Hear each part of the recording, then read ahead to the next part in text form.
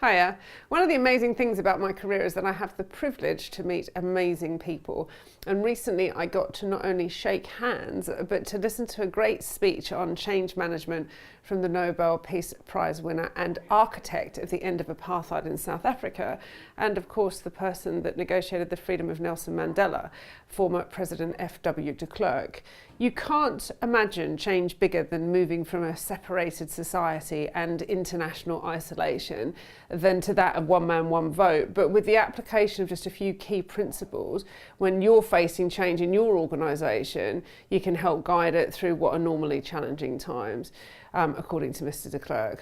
So as an evolving and a non-static enterprise, you'll be involved in a lot of that, particularly as you scale your business. The jump from 1 million to 10 million is huge.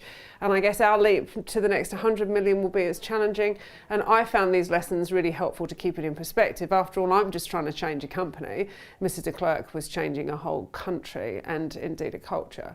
So he said it starts with introspection, a thorough self-analysis of where you are and where you need to be, and the many people involved in the process.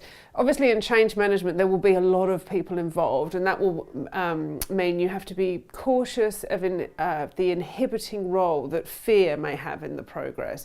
That introspection will enable you to see if the organisation or infrastructure is relevant or indeed defunct. In our instance, logistics is going to radically change over the next 10 years, and it's all about being an innovator in that space. If the industry or infrastructure is found to be defunct, then only abolition will do.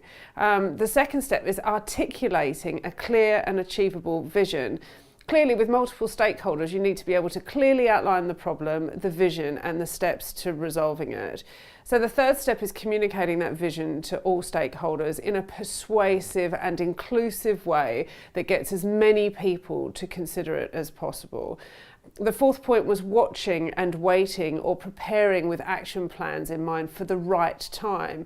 Mr. DeKlerk spoke about understanding the tides and the currents and the mood, and acting at a time whereby you'd get the maximum buy-in from all participants, which is a skillful mix of politics no doubt all of us in business need to play.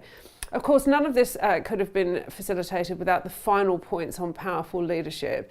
Leadership that, once they'd monitored the tide for change, would then be ready to ride the wave of opportunity, or indeed batten down the hatches for the storm, and then look at the calculated risk. So yes, there may be trepidatious times, but it was worth navigating those for what the end result was going to be.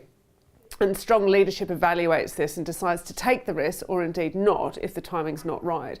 So these are just my notes that I took off of Mr. DeKlerk's speech. I would say if you ever get a chance to go hear him speak or get him to speak at an event, then do so. It was one of the most powerful events I'd ever been to, so really, really thought-provoking. And it's moments like this, when I hear like Bill Clinton speak or FW DeKlerk, that I do thank the universe for the opportunity to learn from these people. I do hope sharing this with you helps wherever you are steering your businesses this month. Take care.